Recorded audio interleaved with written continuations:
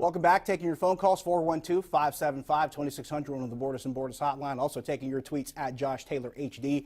We will start on Twitter. We got Chuck in Bethel Park with the shout out on Twitter. Says I'm looking pretty snazzy. You know, try to do what I can. We got Jared who asked the question. I saw a recent NFL mock draft that had the Steelers taking Oklahoma wide receiver Marquise Brown with their first pick. Your thoughts? Two things. One, didn't you just get rid of that guy's cousin? I don't know if that's the best idea in the world, because you imagine some things might carry over, some raw feelings perhaps. Do you want to take that risk? I would do my due diligence, don't get me wrong, because any prospect in the draft, you do your due diligence, you figure out what you need to figure out, if only for the strengthening of your own board. That's the thing where, on the Steelers case, you have to really figure out what you want to do as far as understanding and evaluating that particular prospect. As far as drafting him when you got bigger needs, I wouldn't do that, at least not right now. And maybe not that particular name. But if there's another receiver that might be as good, if not better, I'm thinking that. And this is really considering the fact that I understand with Dante Moncrief in, you've strengthened the receiver position. Is it the ideal? Probably not. You could probably still get better. But am I looking at it with that addition? Probably not. I might look away from that one, especially if a guy like Devin Bush, like I mentioned before, is on the board. You need to get better at inside linebacker. And if you can trade up to get one, I think that's your focal point. As we look over here, Duke has finally made it final. They beat Florida State. So Duke wins the ACC championship. So we now have another team that has punched their ticket to the NCAA tournament. Who are your number ones looking at the bracket? I think there's quite a few that you can make cases for. I talked about in the top of the show, I can make a case for Tennessee. You can make a case for Kentucky, but having lost to Tennessee, I think that gives the Vols a little bit of a nudge. You can make a case for Duke. You can make one for North Carolina, with Duke finally beating North Carolina in the ACC tournament. So that's something that comes into play. And you weigh all these things together. And one thing I thought was interesting, when Ken Palm, if you're interested or if you understand that particular metric of Ken Palm, which is kind of a composite of so many different things, when you look at the rankings for offensive and defensive efficiency, one of the key elements in the last 20 years, I think every champion but one in the last 20 years has been in the top 10 or top 20 in Ken Palm in both offensive and defensive efficiency. So what teams you're looking at? You're looking at Duke, you're looking at Kentucky, you're looking at North Carolina, you're looking at Michigan, Michigan State.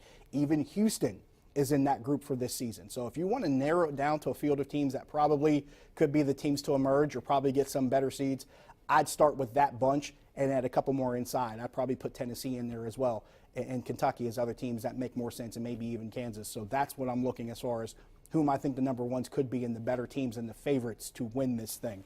Let's go to the phone lines. We'll start with Waylon in Washington. Waylon, you're on the Nightly Sports Call. Hi, Josh. How are you? Good. How you doing? Okay, fine. Hey, just watching that stuff in Jacksonville, the Players' Championship. And I found it interesting that it's really a great tournament. But like how that Ian Poulter, the crowd's kind of like being mean to him. Maybe it's because of how he behaves in the Ryder Cup. It's not really a question, but I mean, it's quite a scene, really.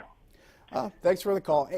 The Ryder Cup, honestly, it's funny how a couple years ago, we started to see how the American team really got more into it and got more spirited. And we talked about how it was such a great thing for the U.S. team to have that kind of emotion and show it for the American team. We didn't think that the other guys weren't going to match it or weren't going to exude the same thing.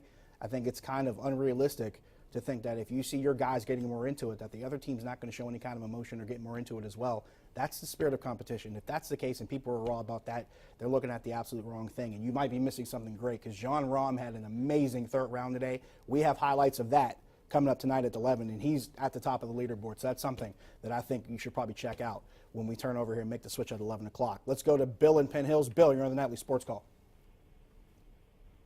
Hello, Bill. Hello, how are you doing today? Good, how you doing? All right. Penn State, in their bowl game, played Kentucky. Kentucky had a middle linebacker who was all over the place. Cannot remember his name, but he was everywhere. Is he not draft eligible this year? Is he an underclassman? I'm trying to remember the name. If I remember correctly, I think it's Josh Allen is the kid's name. If I'm thinking him or somebody else, but thanks for the call.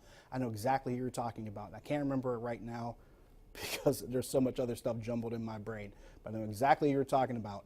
And when you're looking for a linebacker, you want a guy that's going to exude a lot of the different things. Basically, if you want to find a way to characterize it, think of all the stuff Ryan Shazier did and maybe add a couple more things onto that. You need a guy who can be a leader, who can be a play caller. He's going to have to be able to play sideline to sideline. He's going to have to be a good guy in run support. He's going to have to be a good guy in pass coverage. And if that's the case, I'm looking at the guy from Kentucky. I'm looking at Devin Bush and just about any other guy that might be able to help you out in that regard. We got Richard on Twitter who says, how far can Duquesne go in the NIT?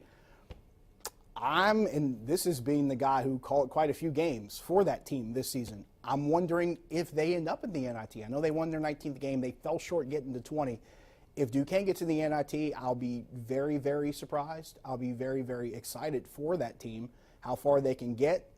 It's going to come down to draw, honestly, because we've seen this team.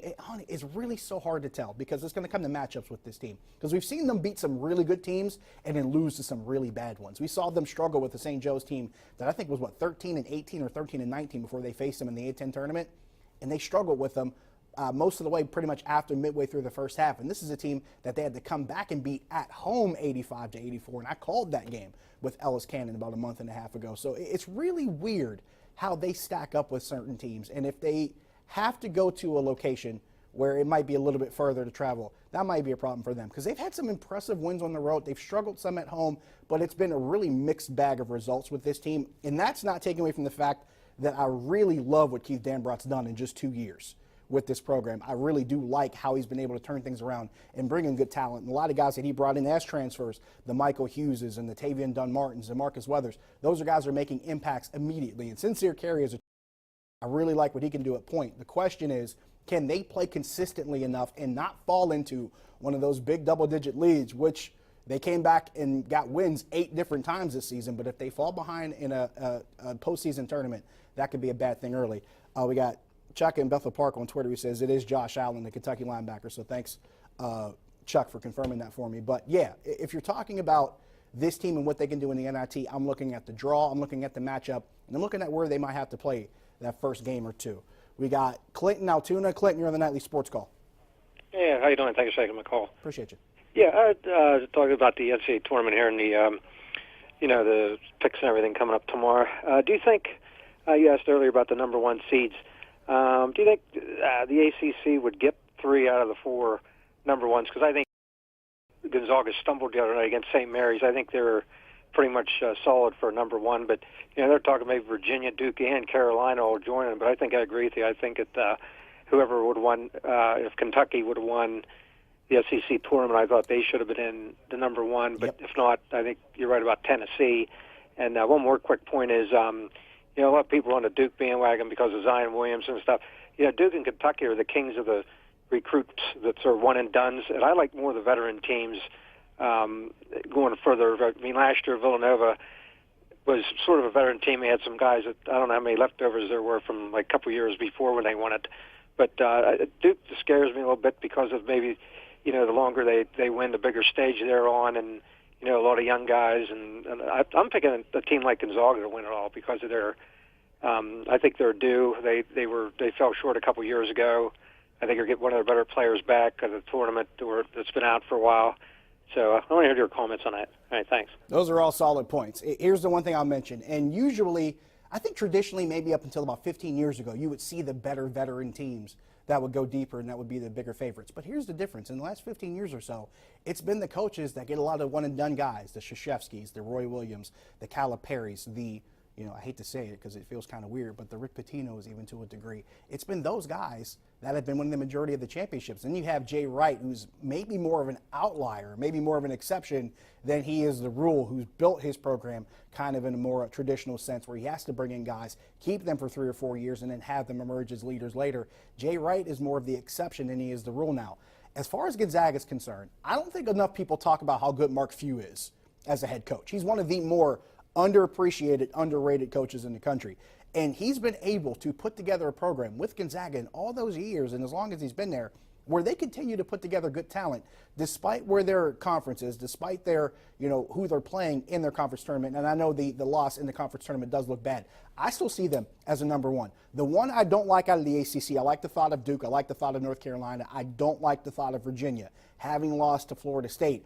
Plus, there's still some raw feelings with people about Virginia losing early in the tournament. So given Virginia number 1, given what might have happened not too long ago with Virginia, you want to do that again?